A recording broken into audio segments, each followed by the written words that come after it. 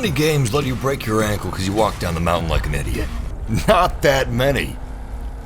This feature's gonna bite me in the ass. I got a lot of intel since our last Ghost Recon video. I actually played and recorded over 2 hours of this game, and I got to interview one of the lead developers. I experimented with and captured as much as I could of injuries gameplay, vehicles, weapons, survival gameplay, rolling around in the mud. I've got a lot of interesting stuff to show you. But before that, I'd like to give a huge thanks to Ubisoft for sponsoring this video and inviting me to a private Ghost Recon Breakpoint event at E3. That's right, I'm making this video at E3, so you know what that means. I'm recording with a USB microphone. Yeah! This time, me and the boys played for 2 hours, and I interviewed Sebastian Leprestra. I asked him a lot of questions, including many questions that many of you asked in the comments section of my last Breakpoint video. Anyway, I'm really excited to share this with you guys. This was actually the game that I had the most fun playing at E3 this year. A lot of these gameplay features are actually fantastic, and I really hope that this level of physicality becomes standard. Also, I will have no commentary gameplay later on in this video, but not before I talk about how much I love breaking my ankle. By the way, where are the orthotics in this game? Might help me from breaking the other one. The developers gave us some excellent gear and weapons to play around with. This was not beginning of the game stuff, and while we didn't have access to the entire open world, we were dropped into a slice of it that we were free to explore. And the slice felt huge, even though it's comparatively a small area of the map. We played a main mission, faction missions, engaged in open world activities, dicked around, and performed some tactical espionage.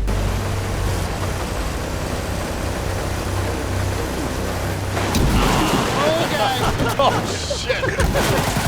Get out! Down. Oh no! Yeah, you got it. Fuck! We interrupt this program to bring you a special news bulletin. So after I wrote and edited this video, Ubisoft said on Twitter that they're adding AI teammates to Ghost Recon Breakpoint. Now we don't have many details on this, and we don't know if it's coming post-launch or not, and we don't know if you're going to be able to play as a solo ghost. I'm assuming you will have the option to have teammates or be solo. Regardless, I think that's awesome that they're actually listening to community feedback this quickly, but ignore in the later parts of the video where I say there are no AI teammates. Anyway, back to your scheduled programming. I'm going to go over some important bullet points and highlights of what I'm going to show you. So the game launches October 4th, and the beta is September 5th. You can pre-order now for guaranteed access to the beta. The open world is as large as Wildlands, which was a huge map, but this map is richer and much more detailed. There are over 30 new vehicles on-road, off-road, water, and air, many being military. You've got the injury system, this guy, tactical mud, tactical wire cutters, tactical piggyback, this guy, and expanded survival elements. This game isn't called Wildlands 2 because that's not what they set out to make. And that's a good thing in my eyes, because while it takes some good things Wildlands introduced and improves upon them, they set out to make Breakpoint a stronger Ghost Recon experience. But enough! It's time for injuries! This can kill you! Ah! Ah! Ah! Ah, that's what Daddy likes. Ah! Terrain is a part of gameplay. It's punishing and actually something to consider in your strategies. If you don't pace yourself going down slopes and minding your surroundings, you can wind up with a broken leg before you even see a hostile. In addition, there's a new movement system, so there's a natural weight to your character's movements that just feels right when you're playing the game. You're not floaty, you have inertia, but none of this sacrifices responsiveness. So it's not a gimmick, and it's not clunky, and it's in service of gameplay. It's not necessarily in your favor, however. This realism in movement means you're no longer a four-wheel drive mountain goat. And injuries can take many forms. Different injuries affect you in different ways. Try to rush over a mountain, you might break your ankle, not only slowing you down, but also affecting your stamina bar and your agility, making it more difficult to be stealthy. Get a nasty bullet wound in your arm? And not only is your aim worse, but you can't reload weapons as quickly. Injuries are semi-permanent and accumulating, so you can have more than one at a time, and the effects stack. Each injury takes away 1 bar of your health. You can use bandages to heal an injury and recover a health bar. Sometimes you'll have to use multiple bandages. If you die, you can redeploy, but you maintain whatever injuries you had on death. If you want to recover health points, you'll need to use a syringe. The injury system is something that directly affects gameplay, and it's not only great for immersion, but it also limits your ability to cheese through situations. You can't cheese through environments. Your character's more connected to the world. I found myself zigzagging up steep inclines, navigating where it made sense, instead of just treating everything like stairs. Consequences of firefights, or falling, or crashing your vehicle aren't just your health bar being lowered anymore. It's less black and white, and the world is more tangible. You can now carry bodies, so if your teammate is critically injured, you can carry them to a safer place before patching them up. You can even load them onto vehicles. This is obviously huge for stealth because you can hide corpses. And while you're carrying a corpse or a body, you still have access to your sidearm and you can shoot, which is awesome because if you're playing solo, you don't have any AI teammates, so you would be very vulnerable if you couldn't do that. Prone camouflage is awesome. You cover yourself in mud or snow, and you're far more difficult to spot. And of course, you can still shoot, but you cover yourself in your environment. I love that. I don't think I've ever seen that in a game before. A ghillie suit made out of mud. Beautiful thing. With terrain being unforgiving, vehicles are more useful than ever as a quick and safe way to travel, but they're not always stealthiest. Handling, you guys are going to appreciate this if you played Wildlands, handling is such an improvement, both on land and in the air. It's startling how much better it feels, especially when you're going over rocky terrain. But vehicles can't carry you everywhere. Cars have limits, and helicopters are vulnerable to anti-air.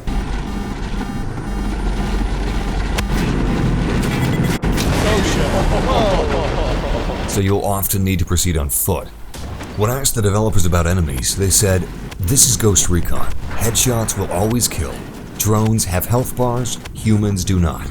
I didn't find anything bullet spongy. High-level enemies may have armor that you need to knock off, but the helmets and Kevlar aren't sponges, and I never felt more than 2 or 3 well-placed sniper bullets away from the most armored human enemy I found. And the drones didn't feel like sponges either. You're targeting things like armor plating, cameras, servos, things that directly affect them by stunning or changing their gameplay.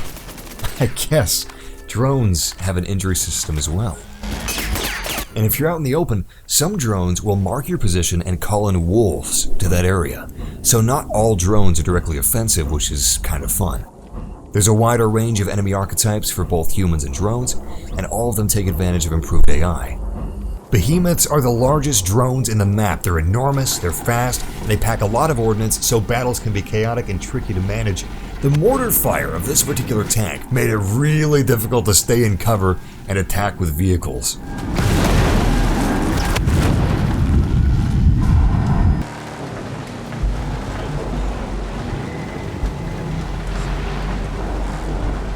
Yeah, throw an EMP and we'll take the vehicle in. And level cap will shoot it up. Give me a clear shot on them with this minigun. We got this. Oh god. Let me know when the EMP is a go. That thing sounds EMP is a go. EMP is a go. Alright, coming in. Got the rocket. Give me a clear shot. And in between his armor.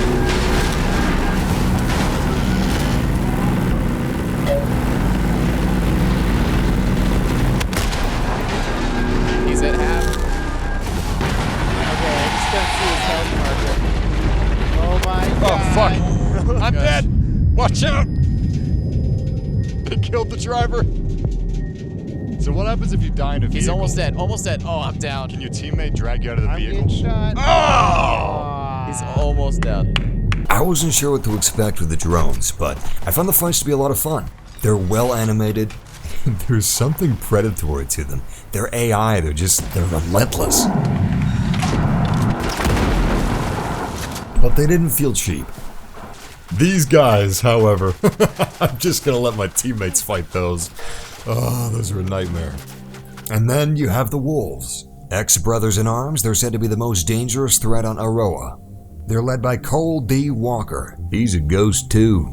So you're gonna see some similarities between the wolves and the ghosts. As for the story, you're marooned behind enemy lines, and you don't have the support that you had in Bolivia. This time around, you're the hunted. You start the game by learning to survive, eventually piecing together what the hell John Barathol is really up to over the course of the game. From the onset, there are no restrictions. You can tackle things in any order. There are multiple difficulties, such as medium, hard, and extreme. And there are hours of cutscenes this time, some of which being flashbacks to when Cole was your brother-in-arms. But the story isn't just deeper and with more cutscenes, the whole mission structure is different. They wanted to give total freedom of choice. And this is what I found really interesting. How you get missions is more organic, with you needing to gather intel or interrogate civilians, piecing together information leading you to your next target, to your next mission. And the world. Set on Aroa, an archipelago in the middle of the Pacific Ocean, the open world is another big improvement over Wildlands. It's diverse with fjords, deserts, swamps, beaches, jungles, and volcanic areas, with plenty of urban areas throughout. The scaling of foliage and trees and forests are far more natural. Forests feel immense, and mountain scaling too. All of this was built with the new terrain system in mind, so the world and terrain and movement work really well together. The graphics are leagues better, so much better. You really have to play it to appreciate just how much. The lighting system, textures, models, mud and snow and plant deformation, particle effects are excellent. Explosions are punchy, there's gore, and paint scratches beautifully. Weather is amazing too. Rain, fog, snowstorms, all of these majorly affect visibility and they look awesome.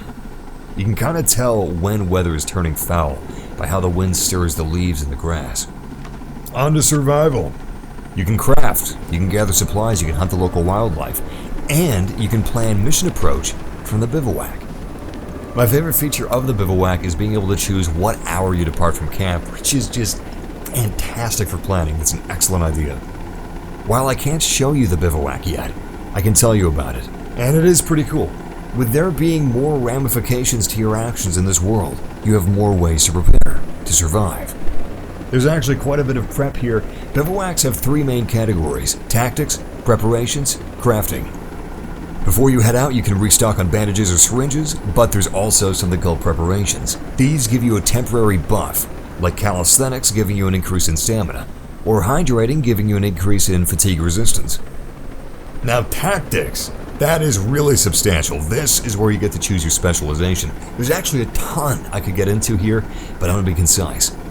You got Assault, Sharpshooter, Panther, and Field Medic, with more being added post-launch for free. Of course, each of these have differences in stats, which is supposed to represent their training, I would imagine. Like Assault having more health and better proficiency in weapon mobility, Snipers being able to hold their breath longer, and Panther having bonuses in stealth and movement speed. Some specializations have access to weapons that others don't, like the Sharpshooter and the Sniper Rifle, or Assault and the LMG, which can really rip into drones. Each specialization has a class technique, like the Sharpshooter's Armor Burster rounds. They also each have a class item, like Panther's Ventablack Spray. There's a lot that can be customized here to suit your playstyle. You can even make your own presets if you want. And again, since all progress in Breakpoint is shared across PvP and PvE, it's always your ghost, with all of your shit. Always. I love that. Not everything is locked to the bivouac, however. You can switch weapons on the fly and contents of your backpack like frags, EMP, and rocket launchers. And you can customize your appearance on the fly. You can share crafted items with your fellow operatives in the bivouac. You can't do that in the field. You'll also need to go back to the bivouac to craft. However, you can sometimes find items on enemies. As for guns, there are more weapons to be found across the map. And unlike Wildlands, weapons and equipment can be looted anywhere, not only from fixed points, but also off of enemies. Some enemies, such as the behemoth drones, drop loot as well. Guns have tiers and can be dismantled. Tiers will raise certain stats like accuracy or damage against drones, but they assured me that this is not OP. Ghost Recon Breakpoint is always online. Even if you're playing solo, it cannot be played offline. They said the reason being is that it's a necessary part of synergizing the entire experience. Your progress in PvE and PvP is shared. Your ghost always keeps their skills, weapons, customization. All progress in PvE is carried over to PvP, so any skill you unlock, you can use anywhere. It's a no-compromise system, and it's all completely synergized. This would not be possible without the server communication. That being said, you can play this game solo, So if you have a poor internet connection and you're not sure if you can play with other people because of your ping, playing solo doesn't require nearly the same connection speed as multiplayer. This was said to be a decision made by the entire team. It was essential for cross-progression, and it allows for the faster rollout of bug fixes, not to mention dailies, certain missions, etc. I understand it, and for me, the shared PvE and PvP progression is totally worth it because that is a huge time saver, but I can see where some people would be disappointed. Also, there are no AI teammates, but you do have sync shot with drones. But on the other hand, there is now the ability to play as a solo ghost. There are a ton of features that I'm really liking. Injuries, the new movement system, survival, vehicle handling, and a lot of little things like breaching, environmental camo, carrying bodies. All that makes a huge difference. I like the direction they're going with this, and if the post-launch is as good as Wildlands was, this should be an excellent co-op experience. But that was all the information I have on Ghost Recon Breakpoint. So thank you so much for watching this. If you enjoyed, leave a like or subscribe for more videos on Ghost Recon Breakpoint. And once again, thanks to Ubisoft for making first-hand capture and interviews possible. And check out the game for yourself during the beta on September 5th. You can pre-order now for guaranteed access. And if you have any comments about Ghost Recon Breakpoint, any questions, what your favorite feature is, leave a comment below. I'd like to know what you have to say. Anyway, here's some sweet, savory, commentary-free gameplay.